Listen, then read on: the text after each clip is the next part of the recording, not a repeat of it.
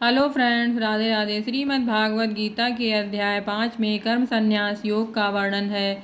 कर्म करते रहो और फल की इच्छा ना करो। श्रीमद् भागवत गीता में यही बताया गया है। श्रीमद् भागवत गीता के अध्याय 5 में कर्म संन्यास योग का वर्णन किया गया है। अर्जुन ने कहा, हे कृष्ण, कभी आप संन्यास माध्यम से कर्म करने की और कभी निष्काम माध्यम से कर्म करने की प्रशंसा करते हैं। इन दोनों में से एक जो आपके द्वारा निश्चित किया हुआ है और जो परम कल्याणकारी हो उसे मेरे लिए कहिए। श्री भगवान ने कहा, संन्यास माध्यम से किया जाने वाला कर्म और निष्काम माध्यम से किया जाने वाला कर्म, ये दोनों ही परम श्रेष्ठ को दिलाने वाला है, परंतु सांख्यों की अपेक्षा निष्काम कर्म योग श्रेष्ठ है। हे महाबाहु, जो मनुष्य ना तो किसी से घृणा करता है और ना ही किसी की इच्छा करता है, वह सदा सन्यासी ही समझने योग्य है, क्योंकि ऐसा मनुष्य राग द्वेष आज सभी द्वंद्वों को त्याग कर सुख पूर्वक संन्यास बंधन से मुक्त हो जाता है। अल्पज्ञानी मनुष्य ही सांख्य योग और निष्काम कर्म योग को अलग अलग समझते हैं, न कि पूर्ण विद्वान मनुष्य, क्योंकि दोनों में से एक में भी अच्छी प्रकार से स्थित पुरुष दोनों के फल रूप परम सिद्धि को प्राप्त होते हैं। जो ज्ञान योगियों द्वारा प्राप्त किया जाता है वही निष्काम कर्म योगियों को भी प्राप्त होता है। इसलिए जो मनुष्य सांख्य योग और निष्काम कर्म योग दोनों को फल की दृष्टि से देखता है, वही वास्तविक सत्य को देख पाता है। हे महाबाहु, निष्काम कर्म योग के आचरण के बिना सर्वस्व का त्याग दुख का कारण होता है, और भगवान के किसी भी एक स्वरूप को मन में धारण करने वाला निष्काम कर्मयोगी परम ब्रह्म परमात्मा को शीघ्र प्राप्त हो जाता है।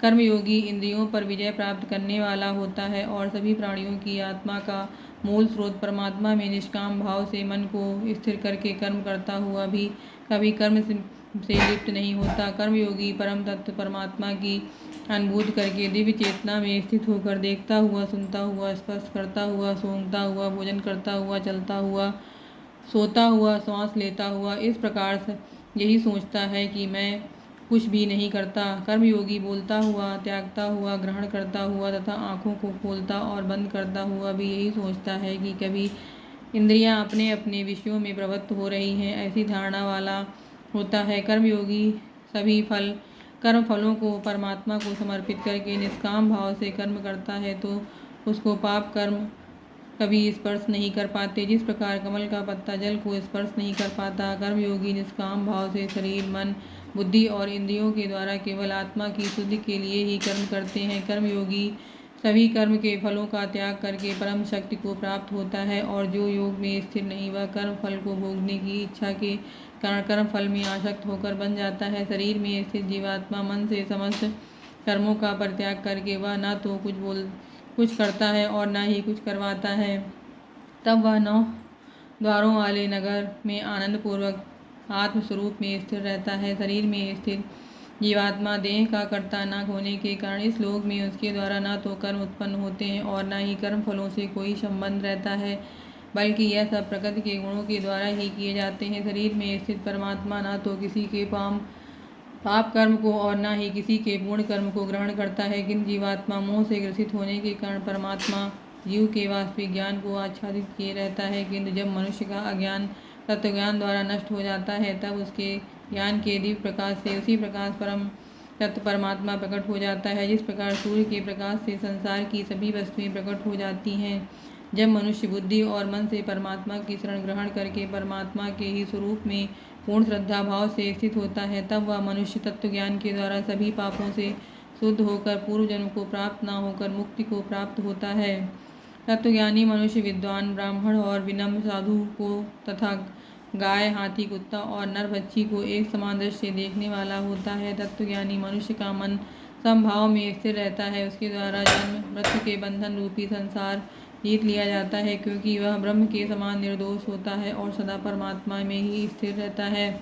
तत्वज्ञानी मनुष्य ना तो कभी किसी भी प्रिय वस्तु को पाकर हर्षित है और न ही अप्रिय वस्तु को पाकर विचलित होता है। ऐसा स्थिर बुद्धि मोह रहित ब्रह्म को जानने वाला सदा परमात्मा में ही स्थिर रहता है। तत्वज्ञानी मनुष्य बाहरी इंद्रियों के सुख को नहीं भोगता, बल्कि सदैव अपनी ही आत्मा के में रमण करके सुख का अनुभव करता है। ऐसा मनुष्य निरंतर परम ब्रह्म परमात्मा में स्थिर होकर असीम आनंद को भोगता है। हे कुंती पुत्र अर्जुन, इंद्रियों और इंद्रिय विषयों के स्पर्श से उत्पन्न कभी तृप्त न होने वाले यह भोग प्रारंभ में सुख देने वाले होते हैं और अंत में निश्चय रूप से दुख योनि के कारण होते हैं। इसी कारण तत्वज्ञानी कभी भी इंद्रिय सुख नहीं भोगता। जो मनुष्य शरीर का अंत होने से पहले ही काम और क्रोध से उत्पन्न होने वाले वेग को सहन करने में समर्थ हो जाता है, वही मनुष्य योगी है और वही इस संसार में सुखी रह सकता है। जो मनुष्य अपनी आत्मा में ही सुख चाहने वाला होता है और अपने मन को अपनी ही आत्मा में स्थिर करने वाला होता है, जो आत्मा में ही ज्ञान प्राप्त करने वाला होता है, वही मनुष्य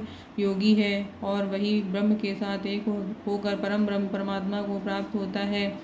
जिनके सभी पाप और सभी प्रकार दुविधाएं ब्रह्मा का स्पर्श करके मिट गई हों और जो समस्त प्राणियों के कल्याण में लगे रहते हैं, वही ब्रह्म ज्ञानी मनुष्य मन को आत्मा में स्थिर करके परम शक्ति स्वरूप परमात्मा को प्राप्त करके मुक्त हो जाते हैं। सभी सांसारिक इच्छाओं और क्रोध से पूर्ण रूप से मुक्त स्वरूप सिद्ध आत्मज्ञानी आत्मसंयमी योगी को सभी ओर से परम शक्ति स्वरूप परम ब्रह्म परमात्मा ही होगा।